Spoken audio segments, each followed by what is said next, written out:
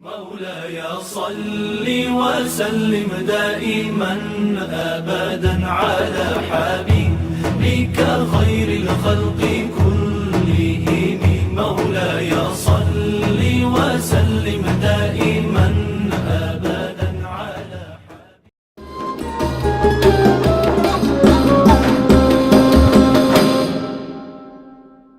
Assalamualaikum warahmatullahi wabarakatuh. Sahabat beriman yang dirahmati Allah, saya Alvina Nurunisa dari Prodi Manajemen Bisnis dengan matkul Religion, nomor induk mahasiswa 240210592. Nah, pada video kali ini saya akan mengulas beberapa keajaiban Al-Quran yang ada di dunia modern. Mari kita saksikan bersama. Al-Quran bukan hanya kitab suci umat Islam, tapi juga mukjizat yang telah terbukti melampaui zamannya, baik dari segi spiritual, moral, maupun ilmiah. Banyak sekali ayat-ayat Al-Quran yang mengandung kebenaran ilmiah yang baru bisa dibuktikan oleh sains modern setelah berabad-abad. Fenomena ini menjadi bukti nyata bahwa Al-Quran diturunkan oleh Allah sebagai petunjuk untuk umat manusia, bukan hanya untuk satu zaman, tapi untuk segala zaman. Pada video kali ini, kita akan membahas beberapa keajaiban Al-Quran yang ada di dunia modern. Di antara bukti kebenaran Al-Quran, dua air laut bertemu tanpa bisa menyatu.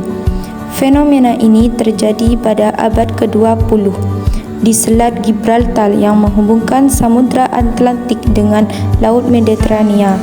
Fenomena ini telah dijelaskan dalam Al-Quran Surah Ar-Rahman ayat 19-20, yang artinya Dia membiarkan dua lautan mengalir, yang keduanya kemudian bertemu, dan di antara keduanya ada batas yang tidak dilampaui masing-masing.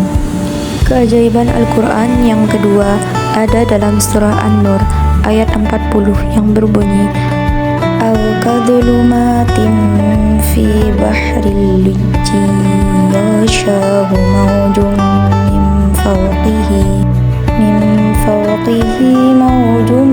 min fawqihi sahab dhulumatun ba'duha fawqa ba'd idza akhraja yadahu lam yakad yaraha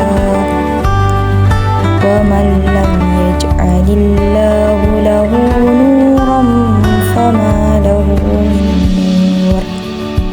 Dalam ayat ini Allah telah menjelaskan kegelapan di lautan yang dalam yang diliputi gelombang, dan di atasnya lagi awan gelap gulita yang tindih bertindih. Apabila mengeluarkan tangannya, hampir tidak melihatnya. Ilmu kelautan modern mengungkapkan bahwa di kedalaman laut, terutama di bawah 200 meter, cahaya matahari tidak bisa menembus, sehingga menciptakan kegelapan yang pekat. Fenomena ini bisa diketahui dengan teknologi modern, namun telah diungkapkan di Al-Quran. Di antara keajaiban Al-Quran yang ada di ilmu matematika, yaitu kata syahrun. Kata syahrun di dalam Al-Quran disebutkan sebanyak 12 kali, yang artinya dalam satu tahun ada 12 bulan. Dan kata yaumun disebutkan dalam Al-Quran 365 kali, yang berarti jumlah dari dalam setahun ada 365 hari. Dan kata al-hayat dalam Al-Quran telah disebutkan sebanyak 145 kali. Sedangkan kata mautun di dalam Al-Quran juga disebutkan sebanyak 145 kali. Dan kata ad-dunya di dalam Al-Quran telah disebutkan sebanyak 115 kali. Sedangkan kata al-akhirah di dalam Al-Quran juga disebutkan sebanyak 115 kali. Kata malaikah di dalam Al-Quran disebutkan sebanyak 88 kali. Sedangkan syaitan di dalam Al-Quran juga disebutkan sebanyak 88 kali. Kata ar-rajulu di dalam Al-Quran disebutkan 24 kali. Dan kata al-mar'atu di dalam Al-Quran juga disebutkan sebanyak 24 kali. Kata robun di dalam Al-Quran disebutkan sebanyak 8 kali. Sedangkan al-khawfu di dalam Al-Quran juga disebutkan sebanyak 8 kali. Kata as-solihatu di dalam Al-Quran disebutkan sebanyak 167 kali. Sedangkan as-sayyiatu di dalam Al-Quran juga disebutkan sebanyak 167 kali. Selain itu, kata an-nafi'u di dalam Al-Quran disebutkan 50 kali. Sedangkan al-fasadu di dalam Al-Quran juga disebutkan 50 kali. Itulah keajaiban Al-Quran yang ada di dalam ilmu matematika. Keajaiban yang lain telah ditemukan oleh ahli biologi dari Rusia. Mereka menemukan larva cair mengalir disertai debu vulkanik yang suhunya mencapai 231 derajat Celcius. Secara umum, api dan air tidak dapat bersatu.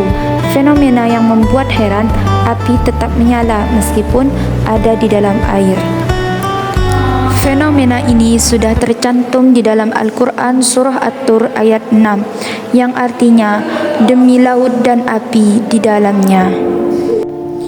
Fakta sains Al-Quran yang lain juga telah disebutkan dalam Surah Al-Anbiya ayat 30 yang berbunyi, awalam yaralladzina kafaru annas samawati wal arda kanata ratqan fafataqnahuma waja'alna minal ma'i kulla syai'in hayy afala yu'minun, yang artinya, dan apakah orang-orang kafir tidak mengetahui bahwa langit dan bumi keduanya dahulu menyatu, kemudian kami pisahkan antara keduanya, dan kami jadikan segala sesuatu yang hidup berasal dari air, maka mengapa mereka tidak beriman? Proses penciptaan alam semesta ini telah diisyaratkan di dalam Al-Quran sejak 14 abad yang lalu, jauh sebelum teori Big Bang ditemukan oleh pakar astronomis asal Belgia yang bernama Georges Lemaître pada tahun 1931. Adapun saran yang bisa saya berikan untuk tantangan terhadap keajaiban Al-Quran di dunia modern, yaitu sebaiknya kita lebih mengembangkan dan memperluas ilmu kita terhadap Al-Quran, serta strategi dakwah yang efektif untuk menyampaikan beberapa keajaiban Al-Quran di dunia modern. Baik, hanya itu yang bisa saya sampaikan dari beberapa keajaiban Al-Quran di dunia modern. Semoga bermanfaat. Saya Alvina Nurnisa. Saya pamit undurkan diri. Assalamualaikum warahmatullahi wabarakatuh.